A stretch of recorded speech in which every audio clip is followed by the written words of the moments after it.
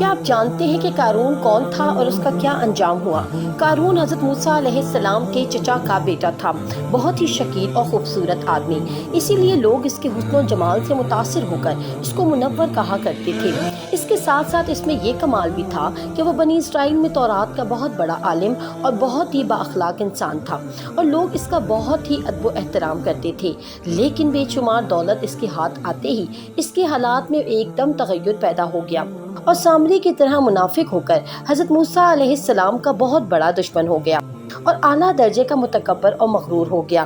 جب زکوٰۃ کا حکم نازل ہوا تو اس نے حضرت موسیٰ علیہ السلام کے روبرو یہ عہد کیا کہ وہ اپنے تمام مالوں میں سے ہزاروں حصہ زکوٰۃ نکالے گا، مگر جب اس نے مالوں کا حساب لگایا تو ایک بہت بڑی رقم زکوٰۃ کو نکلی۔ یہ دیکھ کر اس پر ایک دم حرص کا بھوت سوار ہو گیا اور وہ نہ صرف زکوٰۃ کا منکر ہو گیا بلکہ عام طور پر بنی اسرائیل کو بہکانے لگا کہ حضرت موسیٰ علیہ السلام اس بہانے تمہارے مالوں کو لے لینا چاہتے ہیں، یہاں تک کہ حضرت موسیٰ علیہ السلام سے لوگوں کو بدگمان کرنے کے لیے اس خبیث نے یہ گندی اور گھناؤنی چال چلی کہ ایک عورت کو بہت زیادہ مال و دولت دے کر آمادہ کیا کہ وہ آپ پر بدکاری کا الزام لگائے۔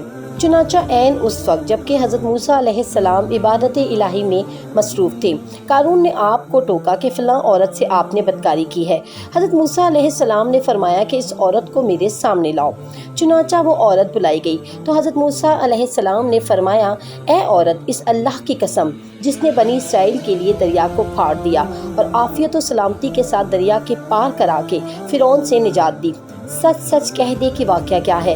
حضرت موسیٰ علیہ السلام کے جلال سے عورت سہم کر کانپنے لگی اور اس نے مجمع عام میں صاف صاف کہہ دیا کہ اے اللہ کے نبی، مجھ کو قارون نے کثرت دولت دے کر آپ پر بہتان لگانے کے لیے آمادہ کیا۔ اس وقت حضرت موسیٰ علیہ السلام آبیدہ ہو کر سجدہ شکر میں گر پڑے۔ بحالت سجدہ آپ نے یہ دعا مانگی کہ یا اللہ، قارون پر اپنا قہر و غضب نازل فرما۔ پھر آپ نے مجمع سے فرمایا کہ جو قارون کا ساتھی ہو وہ قارون کے ساتھ ٹھہرا رہے اور جو میرا ساتھی ہو وہ قارون سے جدا ہو جائے۔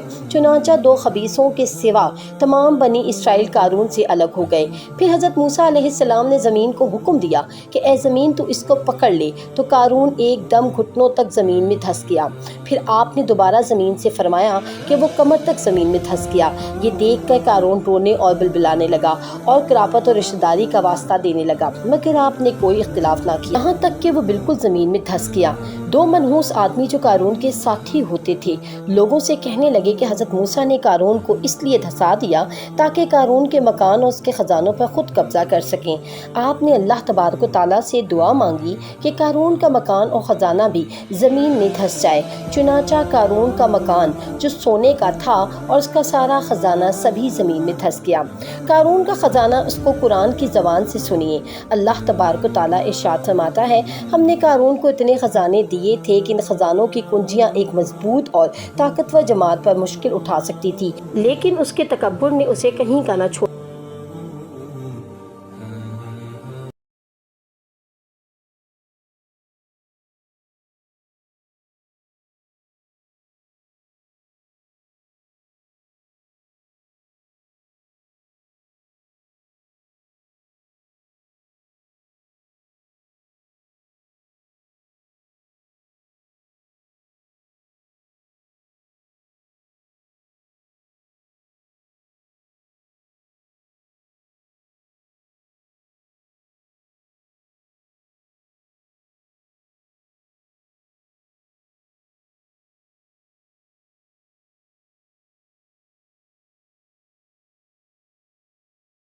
لیکن قارون نے اپنے مال کے گھمنڈ میں اس مخلصانہ نصیحت کو ٹھکرا دیا اور خوب بن سور کر تکبر غرور سے اتراتا ہوا قوم کے سامنے آیا اور حضرت موسیٰ کے سامنے تکبر کے ساتھ بدگوئی کرنے لگا، جس کا نتیجہ یہ ہوا کہ اللہ تبارک و تعالیٰ نے قارون کو زمین میں دھسا دیا۔